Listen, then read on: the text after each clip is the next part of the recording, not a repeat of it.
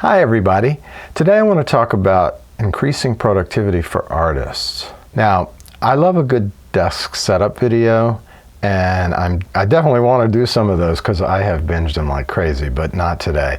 Today we're going to talk more big picture about how to increase your productivity. My name is Reed, and I want to share some of my ideas to make sure you're getting it done. I feel like everybody wants to be productive. I meet a lot of people, and frankly, almost everyone I meet has some sense of limitation on the possibilities or on their own abilities, and it causes them to be a little cynical about that. After all, productivity is really a way to connect with other human beings. We all want to feel like what we're doing matters, that we're helping in this world, that we're helping other people. Here is my list of 8 things you might consider to bring your productivity to the next level. Number 1, mindset. The most important aspect in getting yourself going is to believe that you can do important things. There are so many important things that need to be done in this world. The world needs you. If you draw on your sense of love and connection, you can do great things in the world. For this, mindset is critical. There's an old saying, if someone tells you they can or they can't, they're right. You got to get your inner game straight. Listen, so I'm a musician, and I can tell you right now that the arts are a place where the contributions are wildly undervalued. There are so many great things that are created through the arts that translate into a better life for the world at large. When I'm talking about the arts, I'm talking about anything from musicians, actors, writers, dancers, architects. Artists create a lot of positive benefits to society. They create a lot of joy, happiness, thoughtfulness. Not often mentioned, they create a lot of economic output, which in some cases provides a real reason to be somewhere. Look at New York City, Broadway, the New York Philharmonic, the Metropolitan Museum, the architecture. That's the reason you want to be here, not because it's a big city.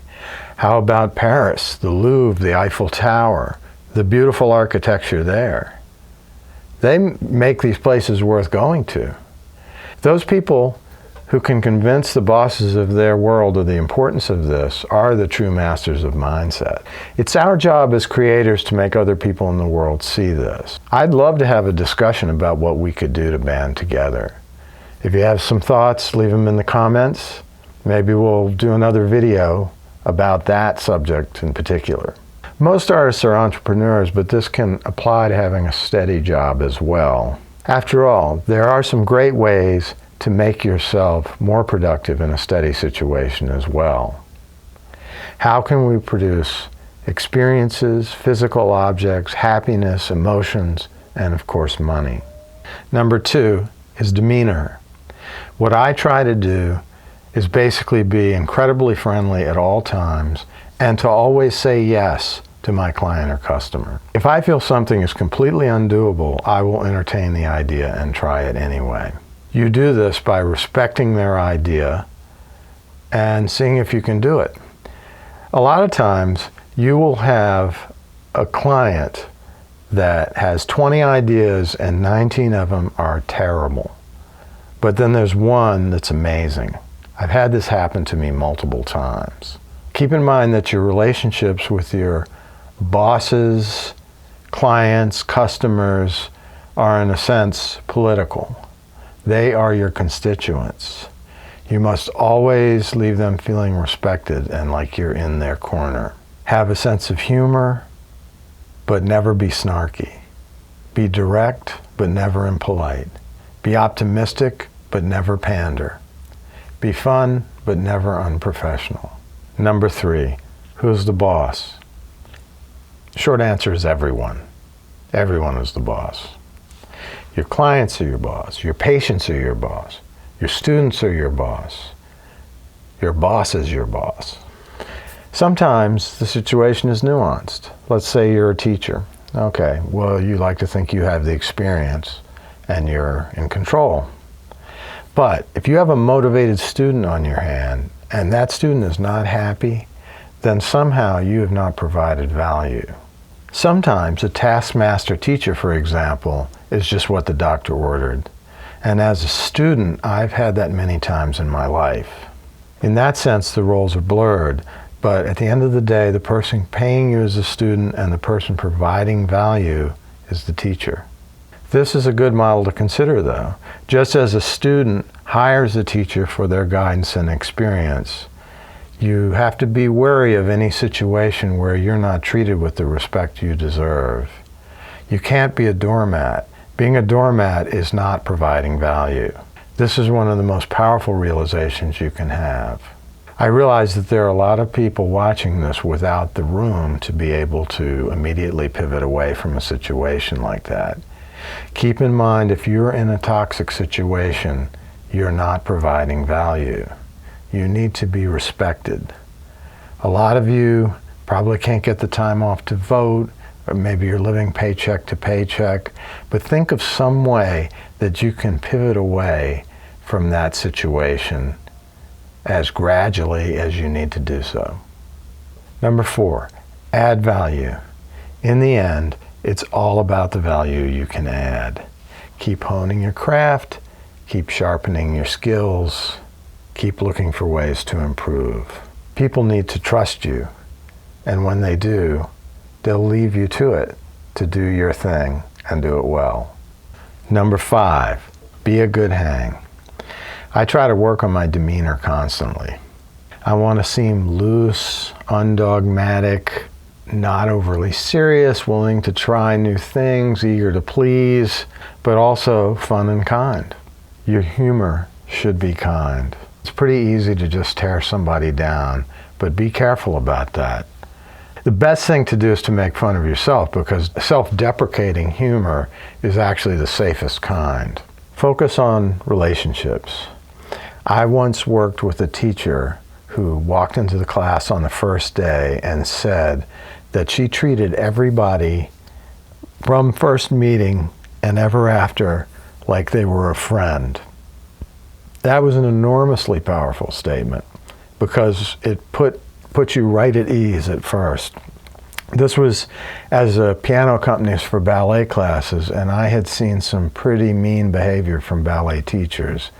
And this was instantly like oxygen because it put me at ease. You don't actually need to articulate this in your speech per se, but figure out some way to give people the sense that they're safe when they're with you.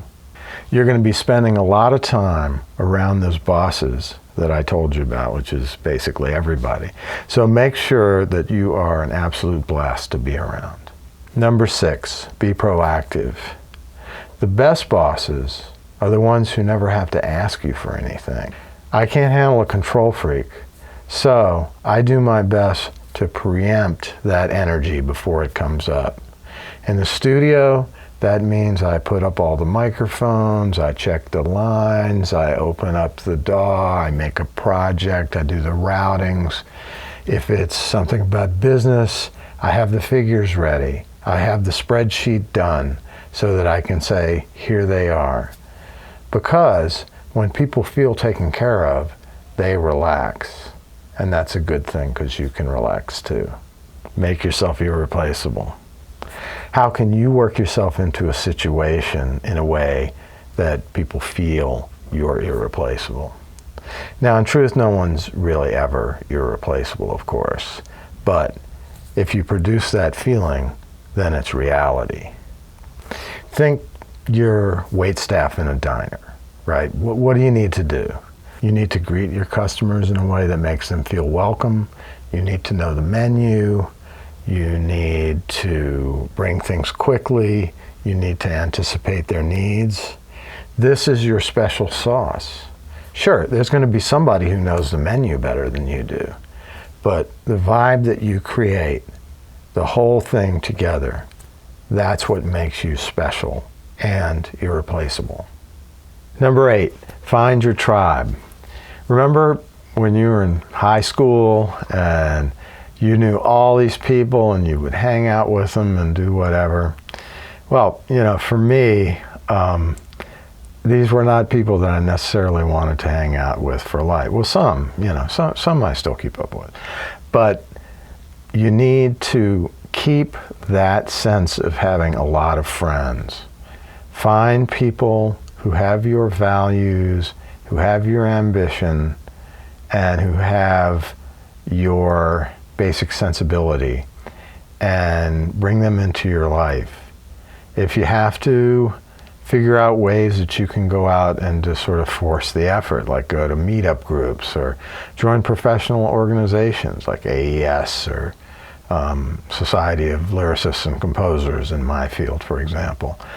Do things where you can bring people on board who will add value to your life. Also remember to show profound appreciation for people. When I was in my 20s, I was so shy I couldn't do anything, but now I will tell people I love them, I'll compliment things when they do them well, I will hug them when I see them or when I say goodbye. Maybe not so much in a pandemic, but in the normal course. And I think that you should work to be as open as you possibly can be. You need a tribe. You need to be a great hang. You need to make people feel comfortable, warm, and welcome. So that's it for now. Please leave me your thoughts on this. My name is Reed Robbins, and if you've made it this far, I really appreciate it.